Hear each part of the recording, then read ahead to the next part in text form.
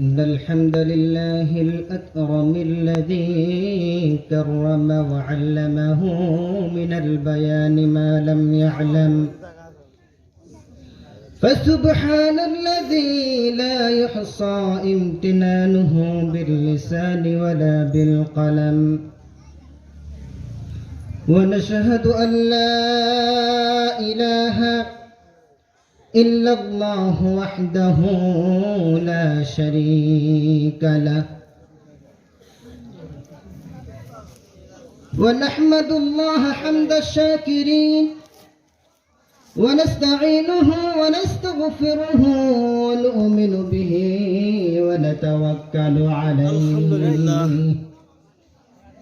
ونعوذ بالله من شرور أنفسنا ومن سيئات أعمالنا، من يهد الله فلا مضل له ومن يضلل فلا هادي له، أي فلن تجد له وليا مرشدا، والذي لا ضد له ولا ند له، والذي لا مثل له ولا مثيل له، والذي لا شبه له ولا شبيه له، والذي لا ولد له ولا والد له، ونشهد أن سيدنا وسندنا ونبينا وشفيعنا وحبيبنا وطبيبنا وطبيب قلوبنا ومولانا محمدا صلى الله عليه وعلى آله وصحبه وبارك وسلم تسليما كثيرا كثيرا. والله الذي أرسله بالحق بشيرا ونذيرا وداعيا إلى الله بإذنه وسراجا وقمرا منيرا.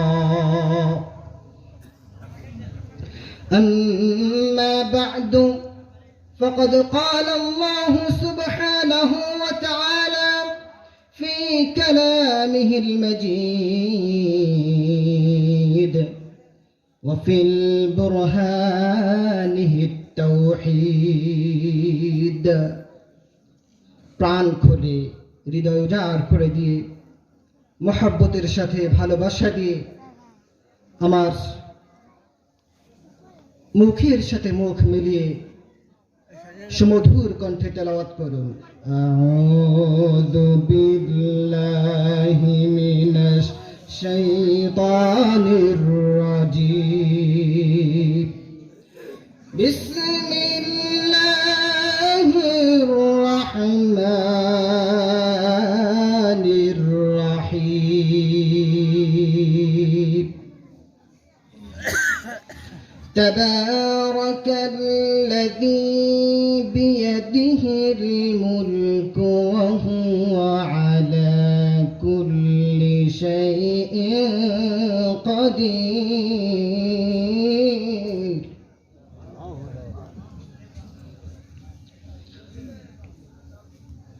بسم الله الرحمن الرحيم. تبارك الذي بيده الملك وهو على كل شيء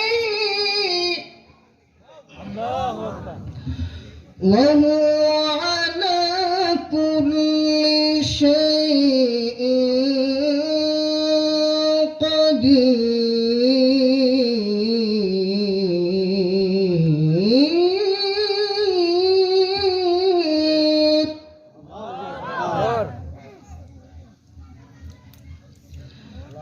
الذي خلق الموت والحياة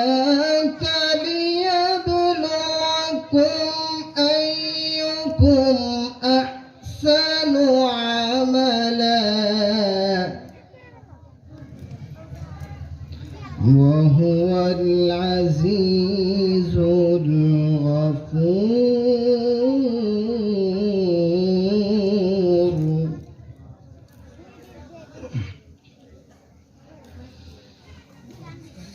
تبارك الذي بيده الملك وهو على كل شيء قدير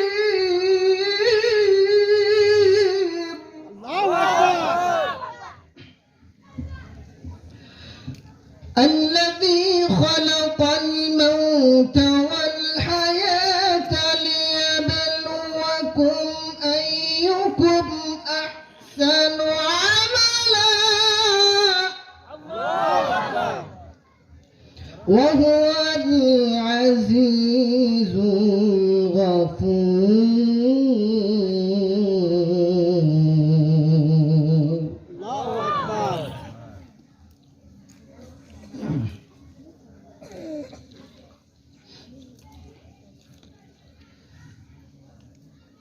সোনামুখী পশ্চিমপাড়া জামে মসজিদের উন্নয়ন কল্পে অষ্টম বার্ষিকী ইসলামী মহাসম্মেলন। এ সম্মেলনে সভাপতি হিসেবে আসন অলঙ্কৃত করেছেন নন্দিত আলিম বিশিষ্ট ইসলামী চিন্তাবিদ হযরত মাওলানা মুহাম্মদ শামসুল আলম সাহেব। সহ সভাপতি হিসেবে আসন অলঙ্কৃত করে আমাদের মাহফিলকে ধন্য করেছেন হযরত মাওলানা মুহাম্মদ জিয়াউল হক সাহেব। প্রধান অতিথি হিসেবে যার নাম পোস্টারিং হয়েছে আলহাজ সুরুজ্জামান সাহেব, বিশিষ্ট রাজনীতিবিদ, বর্তমান রানিং চেয়ারম্যান ৫ নং নোয়ারপাড়া ইউনিয়ন পরিষদ। বিশেষ অতিথি হিসেবে আলহাজ আসাদুজ্জামান সাহেব, সাবেক চেয়ারম্যান ৫ নং নোয়ারপাড়া ইউনিয়ন পরিষদ। এ সভার মধ্যমণি জনাব মোহাম্মদ মনির আহমেদ পলাশ, সম্মানিত সদস্য ইসলামপুর উপজেলা বিএনপি। আজকের মাহফিলের উদ্বোধক সম্মানিত ব্যক্তিত্ব জনাব মোহাম্মদ আহসানুল্লাহ চাঁদ সাহেব, সভাপতি সোনামুখী পশ্চিমপাড়া জামে মসজিদ ইসলামপুর। আজকের মাহফিলের মধ্যমণি, যার আলোচনা শোনার জন্য চাতক পাখির ন্যায় তাকিয়ে আছেন নন্দিত আলিম বিশিষ্ট ইসলামী চিন্তাবিদ হযরত আল্লাম হযরত মাওলানা মুহাম্মদ আব্দুস সালাম সাহেব, নাটোরি, সুদূর নাটোর থেকে এসেছেন।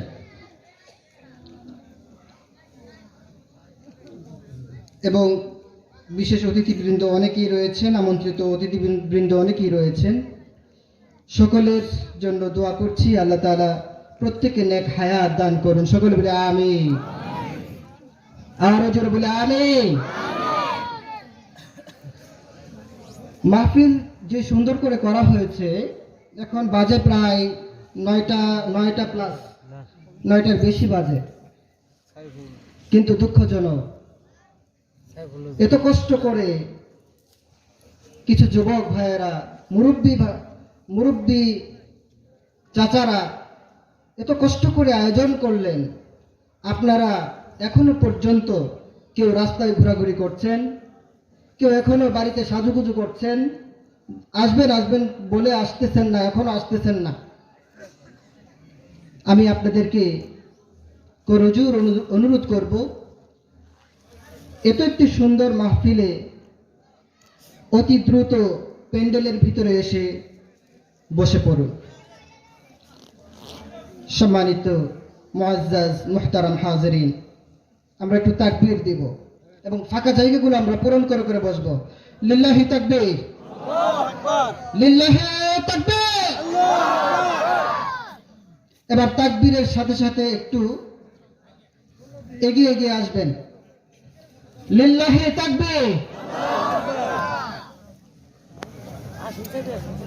আপনাদের এখানে কিছু যুবক ভাইদেরকে দেখতে পাচ্ছি এবং মুরব্বীও আছে। আমার মনে হয় বিবাহিত আছে, অবিবাহিত আছে, ঠিক না? যে এইবার শুধু বিবাহিতরা তাকবীরের আওয়াজ দেবেন, লিল্লাহি তাকবীর। এবার অবিবাহিতরা লিল্লাহি তাকবীর, ইন্না লিল্লাহ। অবিবাহিতদের সাথে বাচ্চারা আছে, তাই না? আমিও অবিবাহিত।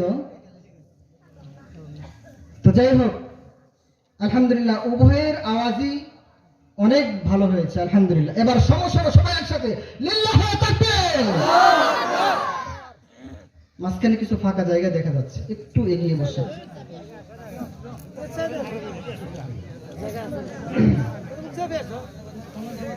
আমি মহাগ্রন্থ আল কোরআনুল কারীমের 29 পারার প্রথম সূরা সূরা আল মুলক তেলাওয়াত করেছিলাম।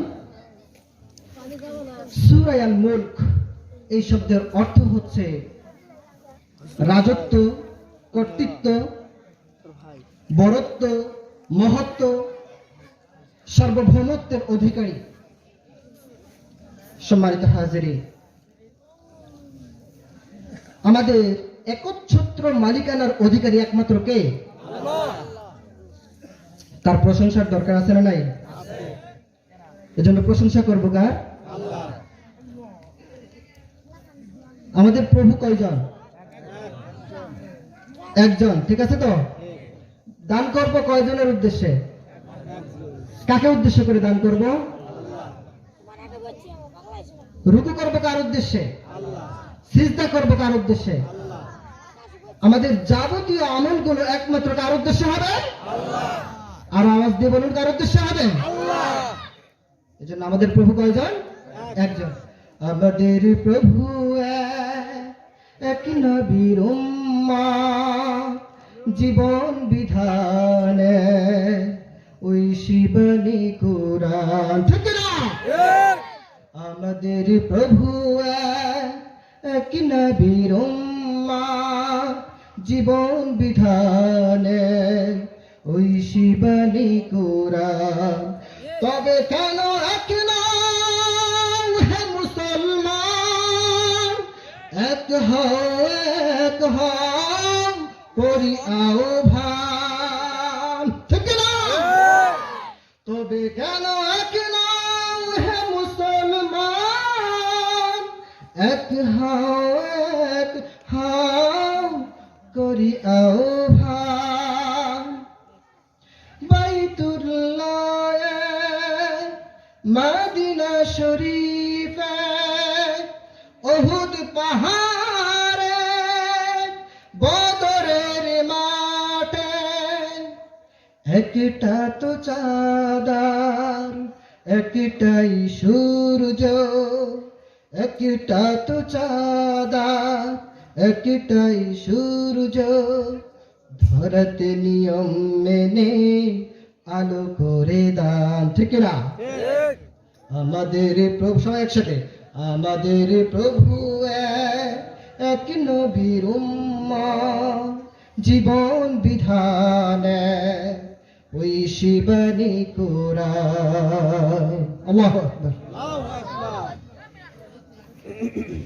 সম্মানিত মুআজ্জাজ মুহতারাম হাজিরিন, এই সূরা আল মুলকে কেমন ফজিলত, এই ফজিলত বর্ণনা করতে গিয়ে প্রখ্যাত সাহাবী হযরত আবু হুরায়রা রাদিয়াল্লাহু তাআলা আনহু, যিনি সবচেয়ে বেশি হাদিস বর্ণনা করেছেন, 5374টি হাদিস বর্ণনা করেছেন। সুবহানাল্লাহ। আমাদের কয়টা হাদিস মুখস্থ আছে? আমরা তো মুসলমান, তাই না? কয়টা হাদিস মুখস্থ বলতে পারবো? একটা হাদিসও সনদ সহ, রাবি সহ আমরা মনে হয় খুব বেশি 2-1 ছাড়া খুব বেশি পারবো না।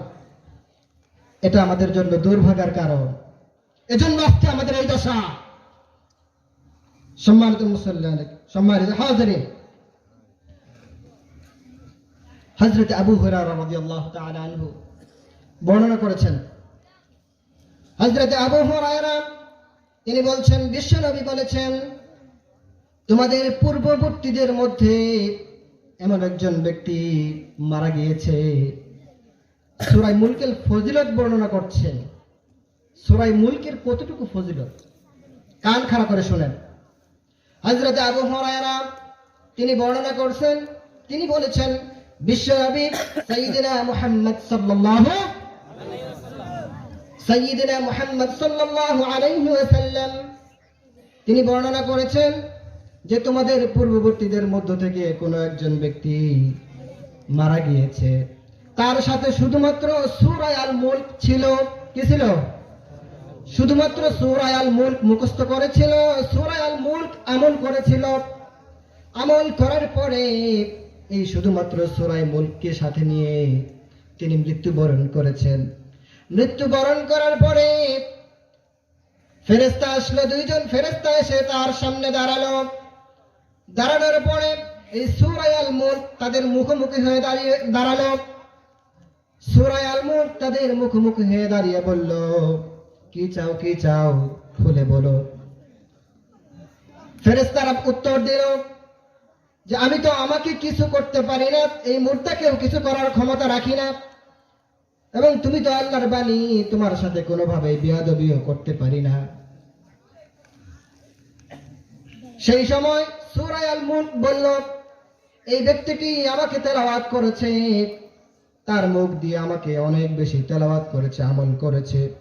তার পা দিয়ে দাঁড়িয়ে থাকে, তাহাজ্জুদের সময় আমাকে তেলাওয়াত করেছে, রাতের বেলায় ঘুমানোর আগে আমাকে তেলাওয়াত করে ঘুমিয়েছে। এই কথা বলার পরে ওই ফেরেশতারা বলল, যদি তাকে বাঁচাতে চাও তাহলে তোমার প্রভুর অনুমতি নিয়ে আসো। দৌড়ে যাবে ওই সূরা আল মুলক, আল্লাহর কাছে চলে গেল।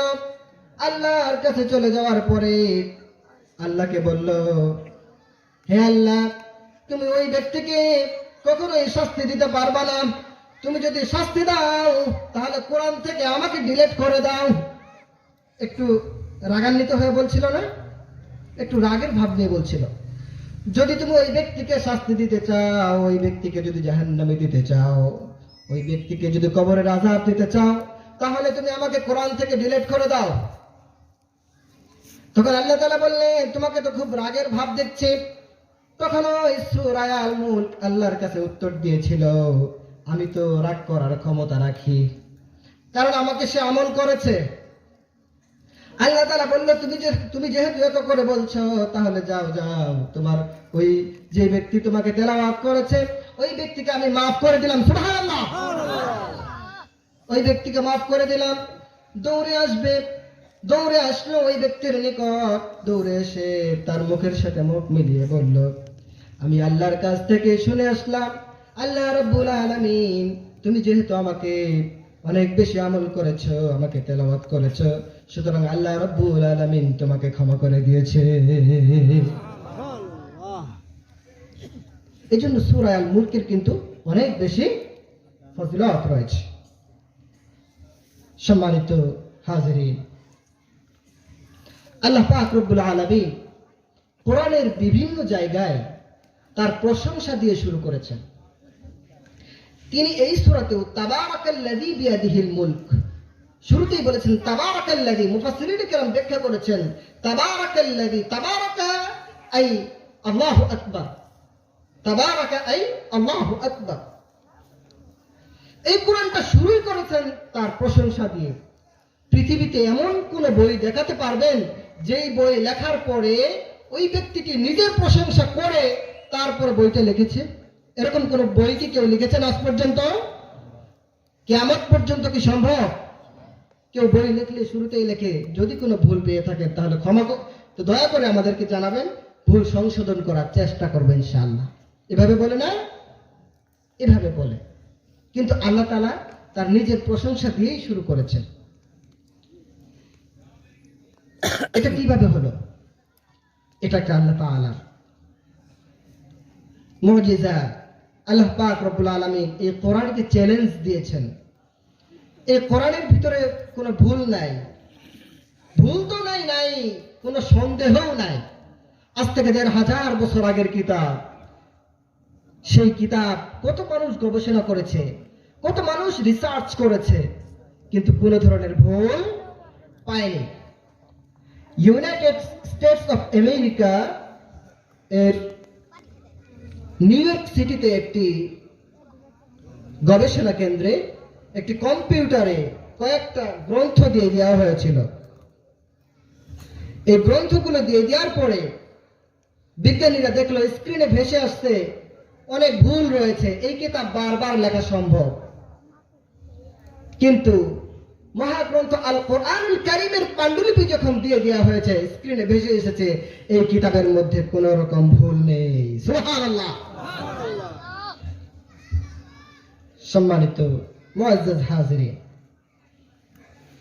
রব্বুল আলামিন সূরা ফাতিহার শুরুতেও বলেছেন আলহামদুলিল্লাহি রাব্বিল আলামিন, যাবতীয় প্রশংসা ওই রবের জন্য যিনি সারা বিশ্ব জাহানের রব।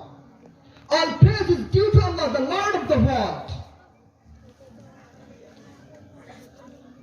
সম্মানিত হাজিরিন, এর পরের আয়াতে বলছেন আর রহমানির রহিম, তিনি পরম করুণাময়, অতিশয় দয়ালু। আল্লাহ পাক রব্বুল আলামিন এই পৃথিবীতে ইসলামের ইতিহাসে দুইজন ব্যক্তিকে খুব রাগান্বিত করে সৃষ্টি করেছিলেন। তার মধ্যে একজন হচ্ছেন মূসা আলাইহিস সালাম, আরেকজন হচ্ছেন হযরতে ওমর রাদিয়াল্লাহু তাআলা আনহু। আর সাহাবীদের মধ্যে সবচেয়ে কোমল হৃদয়ের অধিকারী ছিল হচ্ছে হযরত আবু বকর সিদ্দিক রাদিয়াল্লাহু তাআলা আনহু। কেমন কোমল ছিলেন হযরত আবু বকর? কেমন কোমল ছিলেন?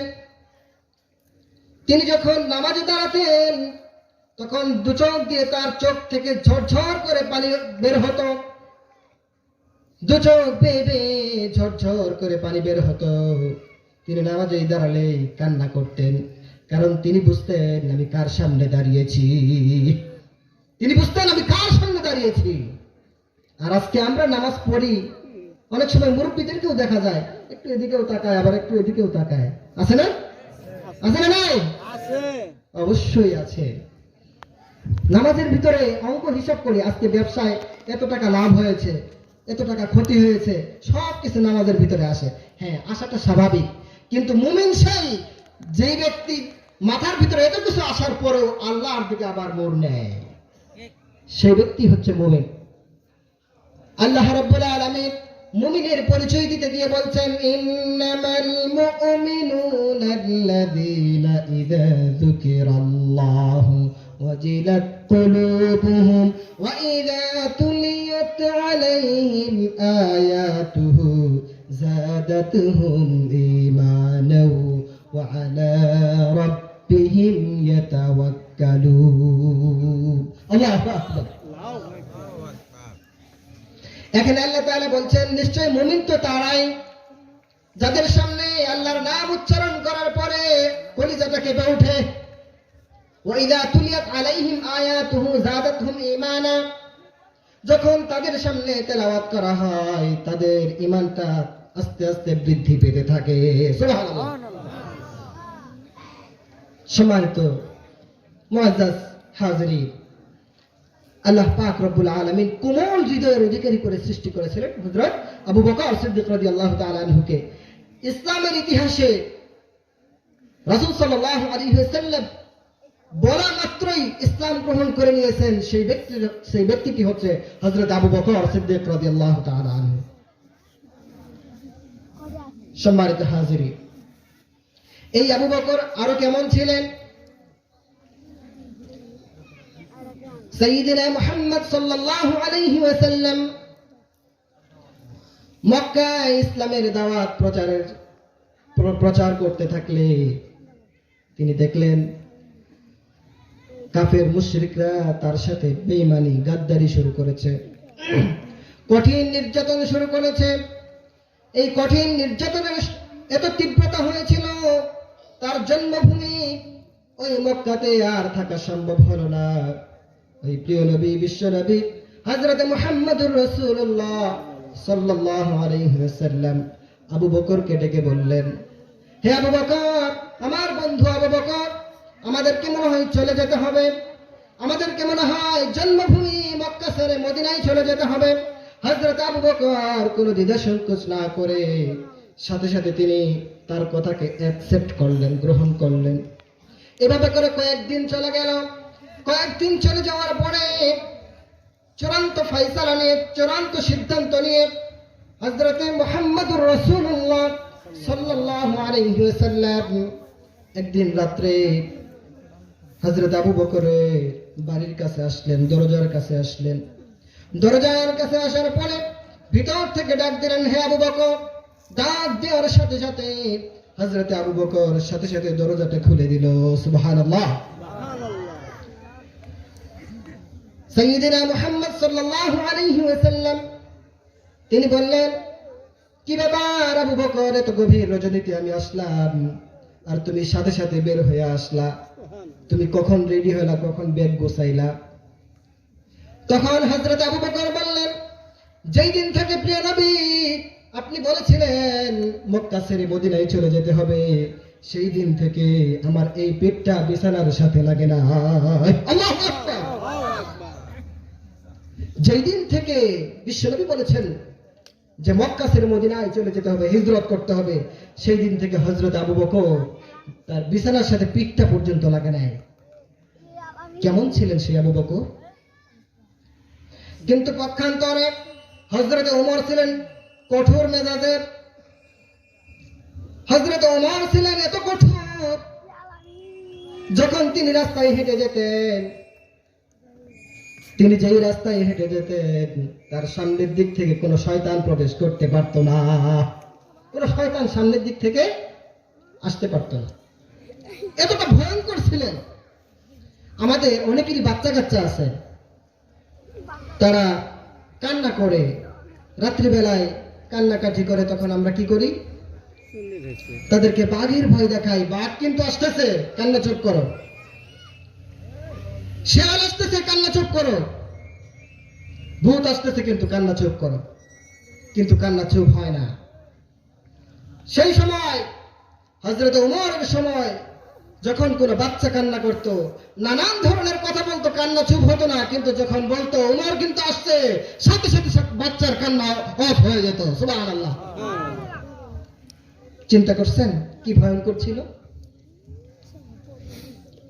শুধু তাই নয়, তিনি কেমন ভয়ঙ্কর ছিল এবার শুনুন, ভালো করে কান লাগান। হযরত ওমর এত কঠিন ছিল দিন পালনের জন্য, দিন গ্রহণের জন্য।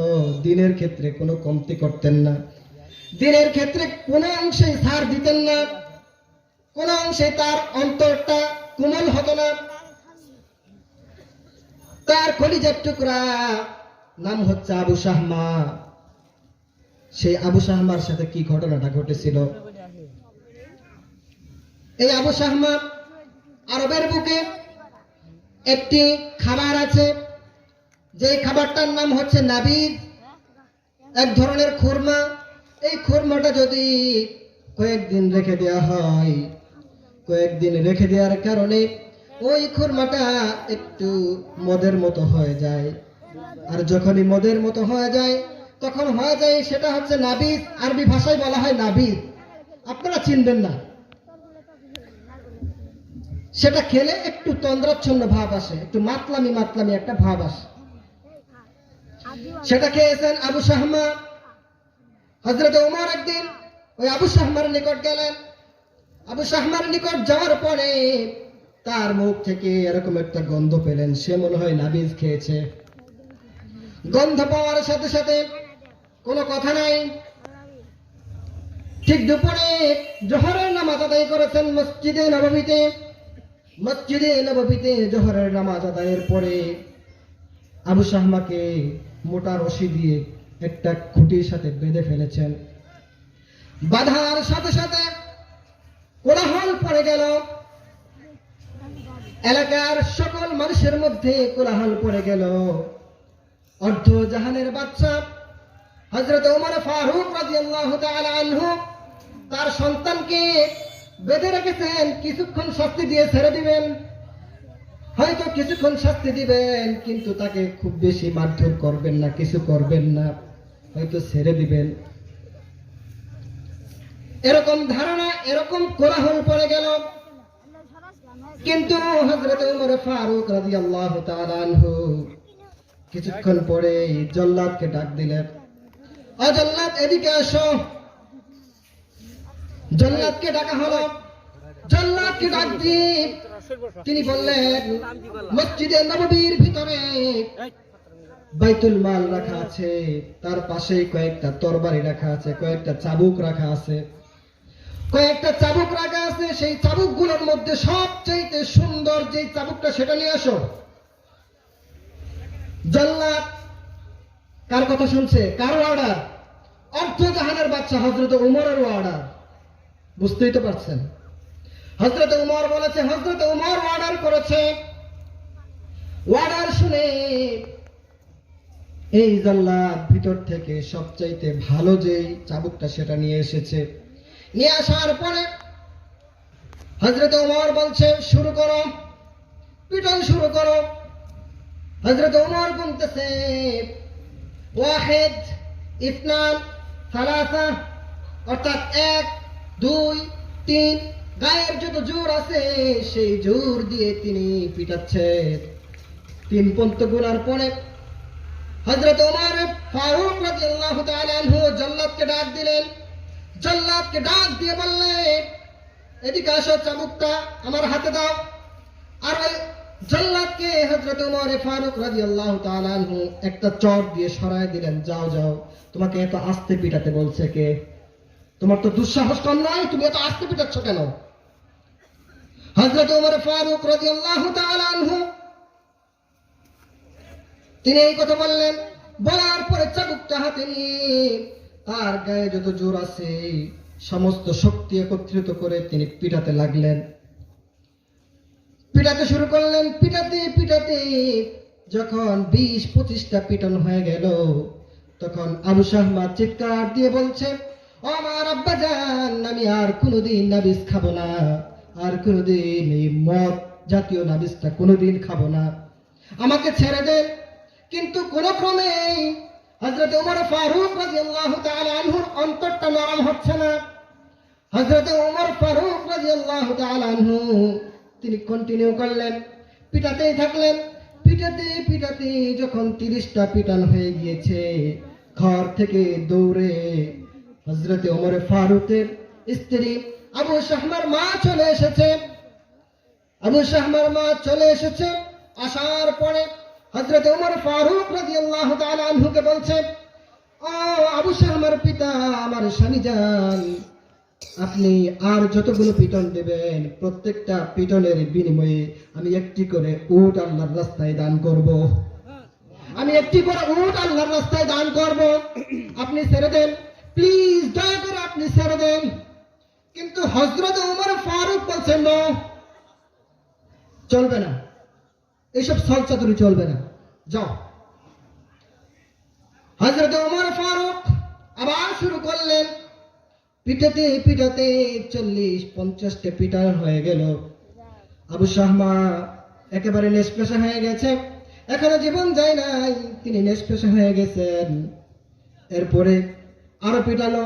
পিটাতে পিটাতে 80টা বেত্রাঘাত যখন হয়ে গেল, তখন আবু শাহমা সাথে সাথে জমিনে শায়িত হয়ে গেল।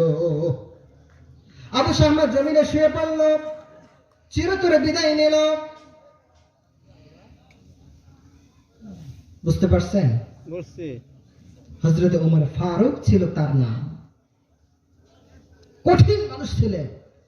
এরপরে হযরত ওমর ফারুক আল্লাহর দিকে ইশারা করে ডাক দিয়ে বলছেন, ও আল্লাহ, আমি কিন্তু কোন অংশেই কম করি নাই তোমার হুকুম পালনের ক্ষেত্রে, তোমার দিন পালনের জন্য কোন অংশে আমি ছাড় দেই নাই, কমতি করি নাই। তুমি কিন্তু কিয়ামতের ওই কঠিন ময়দানে আমাকে কিন্তু ধরতে পারবা না। আল্লাহু আকবার। চিন্তা করা যায় কেমন মানুষ ছিলেন তিনি। এরকম একজন মানুষ যদি আমাদের বাংলাদেশে আজকে থাকতো, তাহলে এই বাংলাদেশটা সোনার মদিনায় পরিণত হয়ে যেত ইনশাআল্লাহ। আওয়াজ করে বলুন ঠিক কিনা? আরো চিৎকার দিয়ে বলুন ঠিক কিনা? ইসলাম পালন করেছেন হযরত ওমর, ইসলাম পালন করেছেন হযরত আবু বকর, ইসলাম পালন করেছেন হযরতে উসমান ইবনে আফফান রাদিয়াল্লাহু তাআলা আনহু, ইসলাম পালন করেছেন হযরত আলী রাদিয়াল্লাহু তাআলা আনহু। আর আমাদের বাংলাদেশে ইসলাম আছে না নাই? ইসলাম আছে কিন্তু ওরকম বিচারক নাই। ইসলাম আছে কিন্তু ওরকম ইমানের ওমরের মতো মানুষ নাই। ওমরের মতো মানুষ দরকার আছে না নাই? দরকার নাই? এদেশে এমনও কিছু পাপিষ্ঠ আছে, এমন কিছু পাপিষ্ঠ আছে যেই পাপিষ্ঠ ইসলামকে বাংলাদেশ থেকে মুছে দিতে চায়।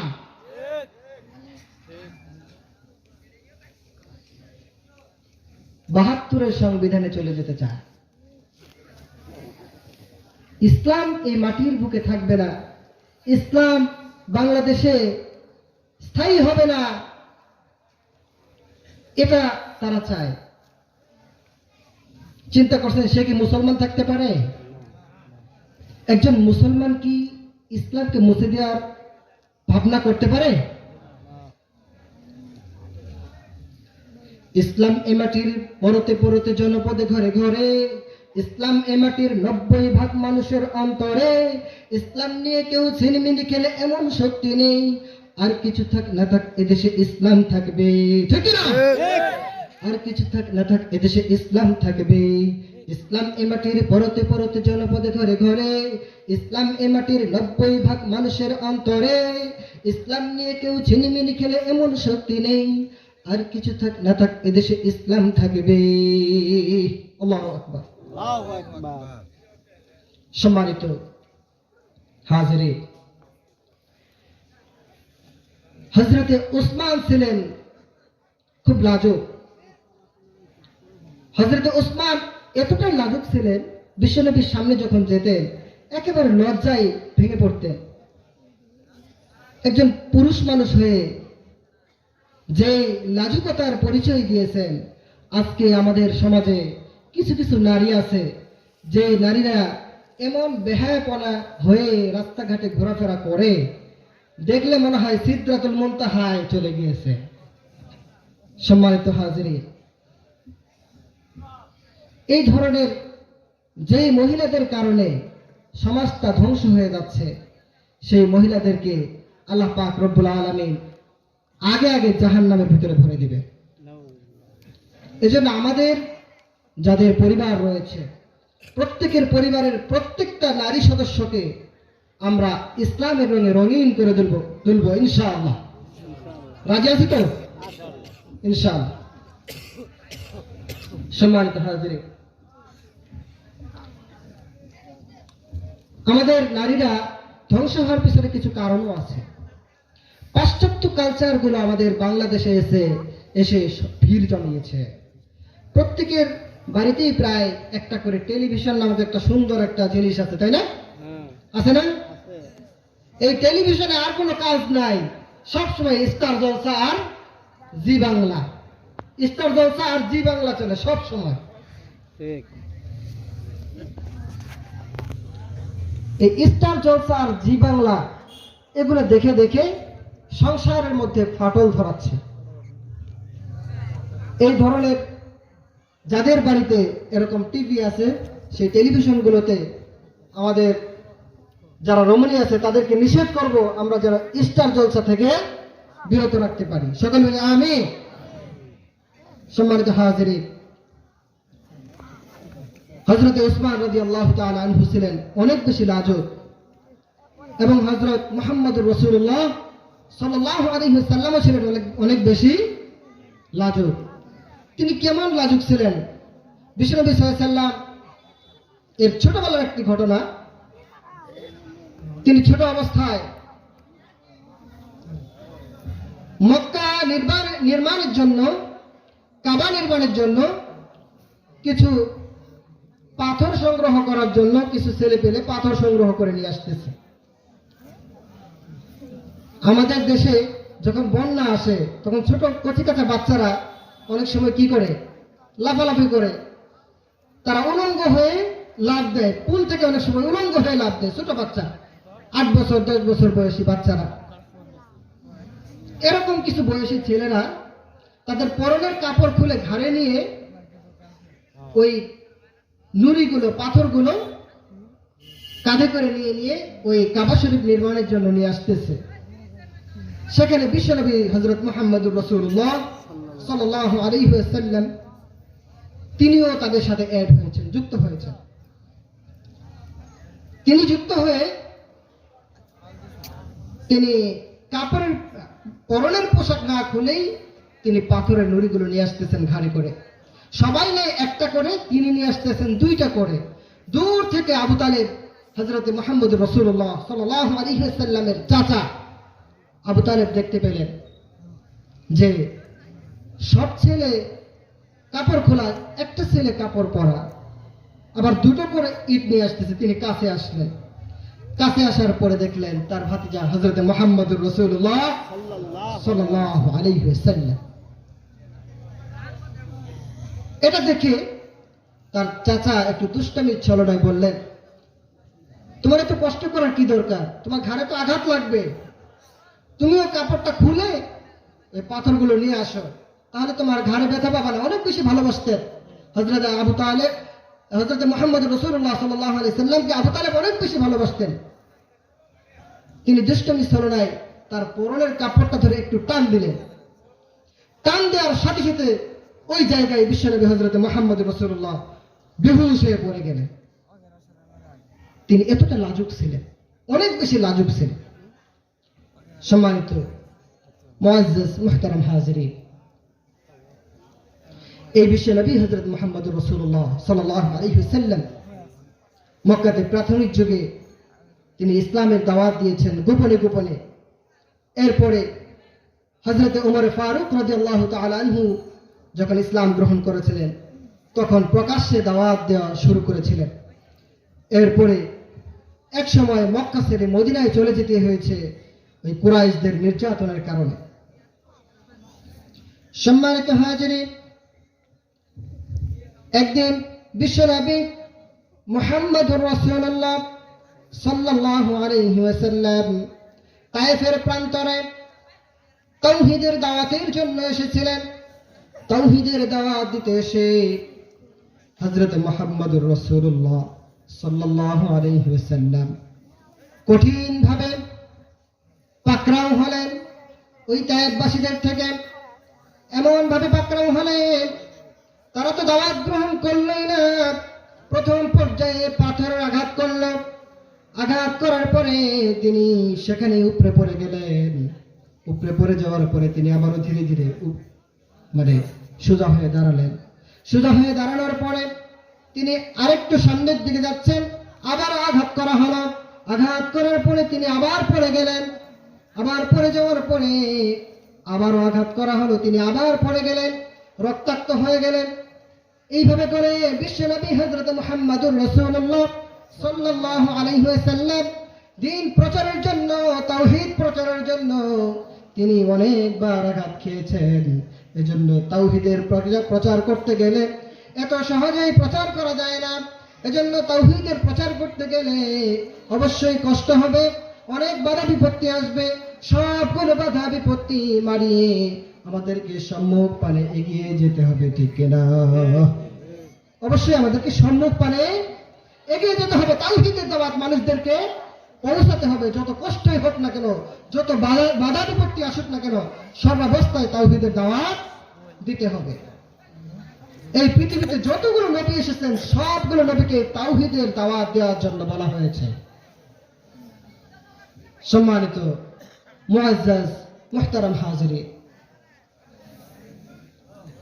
এজন্য আমাদের সর্বপ্রথম যেই নবী এসেছিলেন পৃথিবীতে, সাইয়্যিদুনা আদম আলাইহিস সালাম, তাকেও তাওহীদের বাণী প্রচারের জন্য বলা হয়েছিল। হযরত নূহ আলাইহিস সালাম, তাকেও তাওহীদের বাণী প্রচারের জন্য বলা হয়েছে। হযরত মূসা আলাইহিস সালাম, তাকেও তাওহীদের বাণী প্রচারের জন্য বলা হয়েছে।